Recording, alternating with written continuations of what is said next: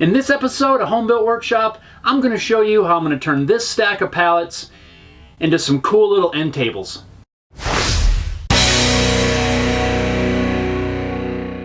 So I got this stack of pallets. They're mostly made out of pine. I'm going to build these entire end tables from just these materials and also a couple of pieces of recycled thin plywood. First I need to break down these pallets. A hammer and a pry bar makes a fairly simple job. It still took a little bit of time as there was a lot of nails holding these things together.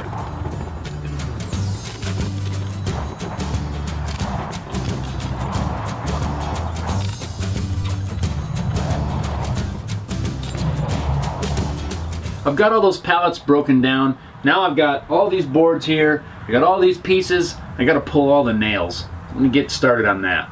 The pry bar I'm using is called the reverse hook pry bar. It's got a different angle on the head than a normal pry bar. It seems to make pulling nails a lot easier. I'm not 100% sure at this point which parts I'm going to use, so I'm going to go ahead and pull the nails on everything. I'll figure out which ones I'm going to use later. You'd think these pallet manufacturers would know that people are going to reuse their pallets, so they would not use these twisty nails. They're really hard to remove sometimes. So I've got all the nails pulled and I've sorted out the pieces based on cracks and other imperfections in the wood, and I've got two piles of pieces that I think that I can use and pieces that I'm pretty sure that I can't use, but I might if I have to, if I make a mistake or something. Now we'll just start ripping them down on the table saw. Getting these legs milled turned out to be quite a lot of work. The thickness of these boards is more than my table saw will reach, so I had to make one cut, flip the board around, and make the second cut to remove a chunk of the wood. Had to repeat this process a couple of times. Once I got it down to a manageable size, to where I could make one pass on one side of the board using the entire blade, I marked that side and used that as a reference point. From here on out, it was just making my cuts to get my 2.5 by 2.5 inch square stock.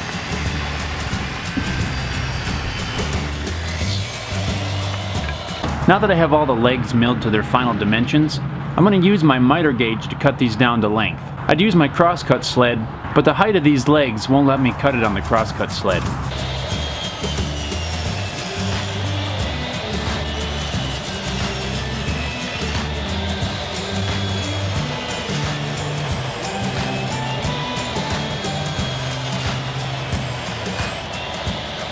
Now I'll set up the rip fence, and I'll rip down all the pieces for the top and for the apron.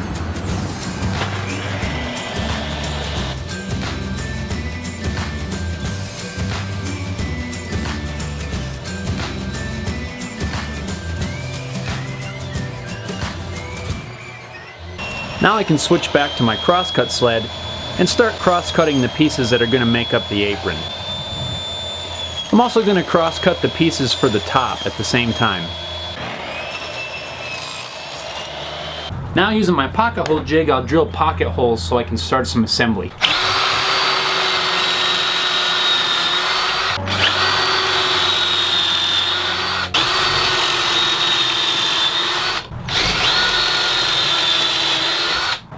Now I can start a little bit of the assembly. I've cut a couple of little spacer blocks. They're going to give me a reveal around the edge of this table. I'm just going to lay those down there. Put a little bit of glue on the ends of the boards. And to help hold everything in place while I screw it together, I'm just going to put a pipe clamp on here. The pipe clamp's not there to hold everything together really tight. It's just to hold it all in place while I get the screws in. Remember to have your clutch set light enough so you don't split the wood, but yet still drives the screws in all the way.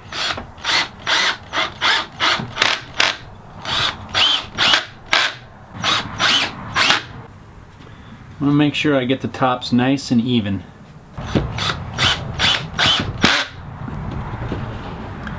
Now I'll do the same thing with the sides.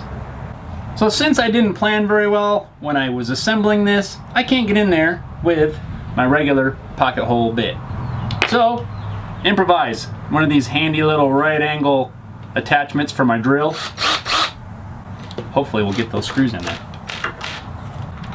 Now that is something. There's one.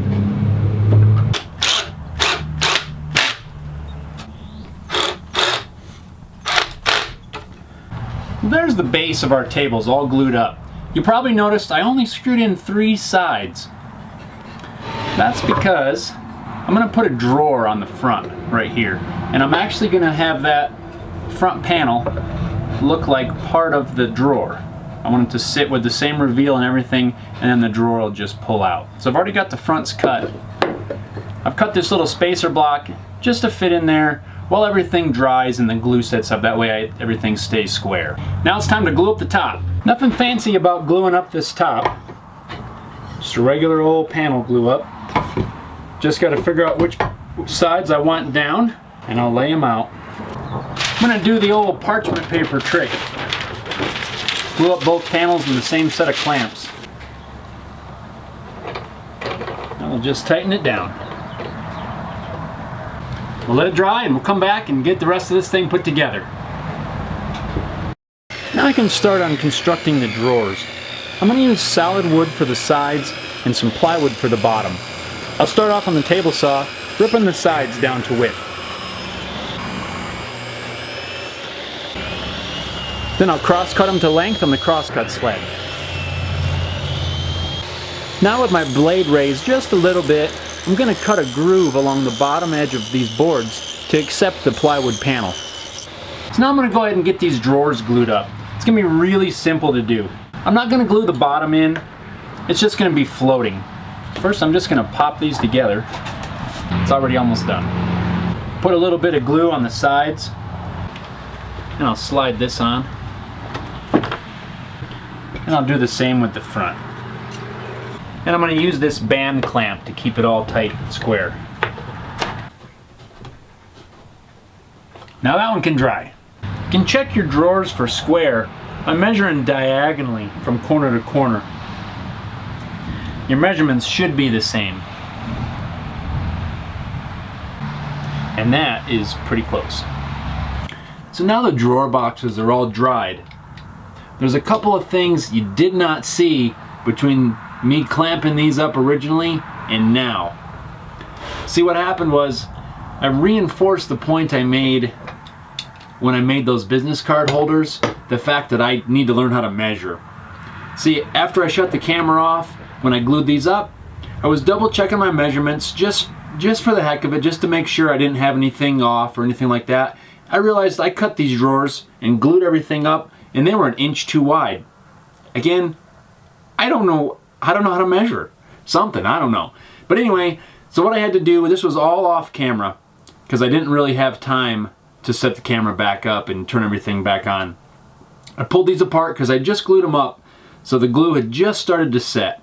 Pulled them apart, wiped the glue off, cut them down really quick, and re-glued them back up, and we're going to pick back up right here. I'm just getting them out of the clamps. And there's my drawer boxes. So now I want to get the top fastened to the base of these little tables. So I need to take a few minutes with my random orbit sander and get the top sanded out nice and smooth. Now I'll drill a few pocket holes in the top edge of this base.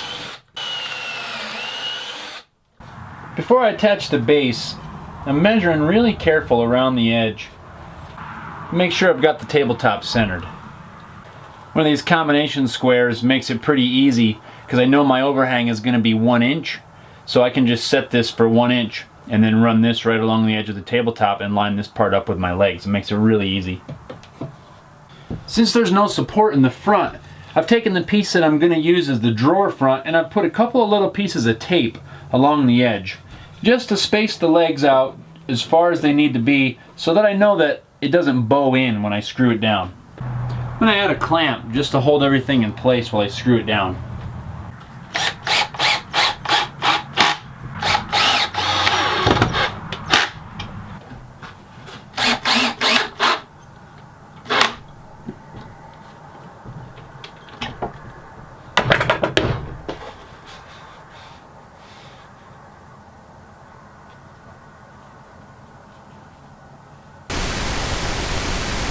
Well, that was a bit of a disaster. Apparently the screws were somehow a little bit too long, even though they were what Craig specifies to use for their pocket hole jig.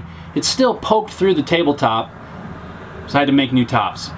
I just recut new pieces and glued them up, sanded them down, and I got them screwed on, and that's what we're going to pick up right now.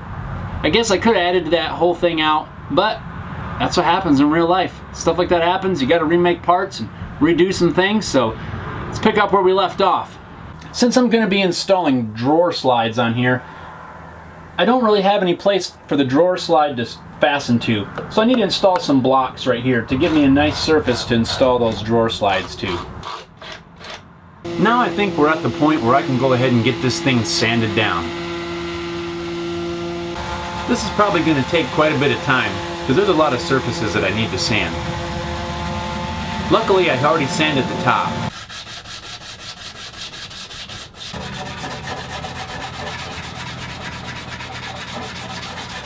Now I've got everything sanded down.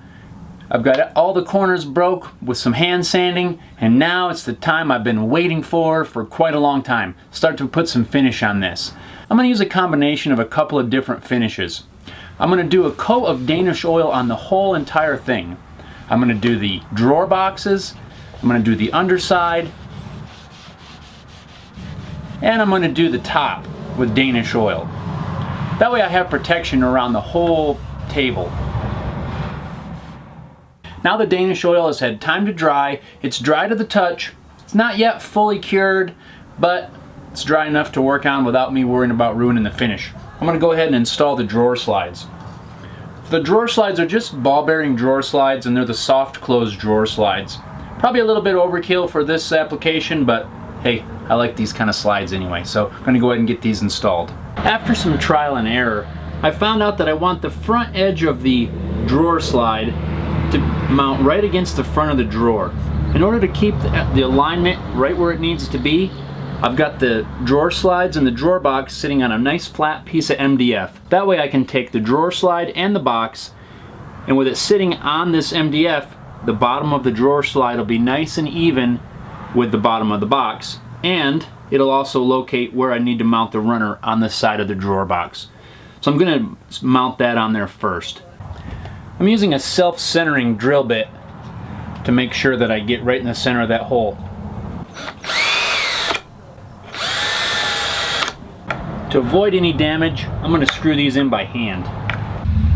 Now I can slide the drawer slide back and drill a second hole.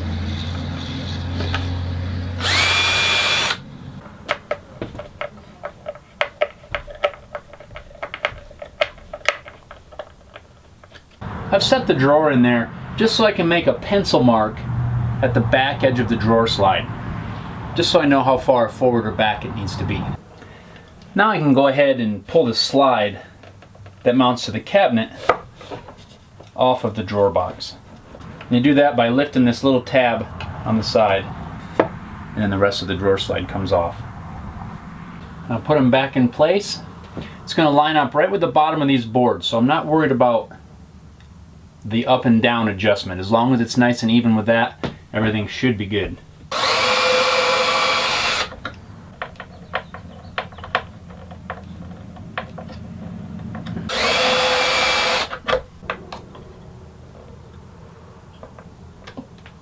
Now I'll test my fit.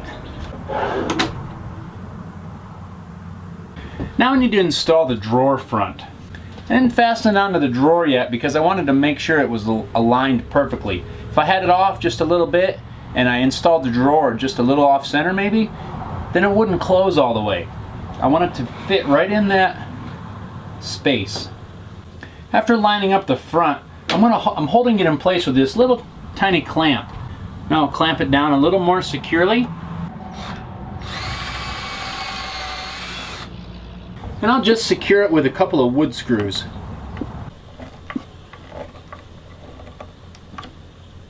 So I hope you enjoyed this video as much as I enjoyed building these tables. Had a few troubles here and there. It took a little longer than I planned, but how do you plan for mistakes and things like that happening? You really can't. So overall, I think they came out really good. I'm really looking forward to getting them in the house. I really like the soft close drawer features. I've always been a fan of them. So when I was doing the finish on these, I mentioned I was going to use a two-part process. I'd originally planned on top coating the whole thing with some spray-on polyurethane, but I really liked the look and the feel of it with just the Danish oil. The top's got about 6 coats of Danish oil. The exterior, the legs and everything have 4 with just 1 coat underneath. I'm not really concerned with underneath. If I feel later on down the road that it's just not enough protection, I can go back and spray the poly on this. So, if you enjoyed it, please give it a thumbs up. Subscribe to my YouTube channel so you don't miss any other videos. I appreciate your support. Thank you so much for watching. We'll see you next time.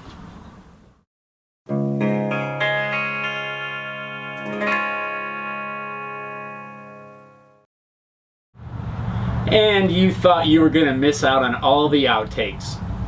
You know, I'm going to do something a little bit different for this video. There was so many outtakes with all the problems and stuff that I had during this project that I couldn't fit them all at the end of this video and still keep it a reasonable length of time. The video is already kind of long as it is, so I'm going to do a whole separate video of just the outtakes for this project. So I'll put a link to it down below in the description, so make sure you go and check it out. Some of them are pretty good.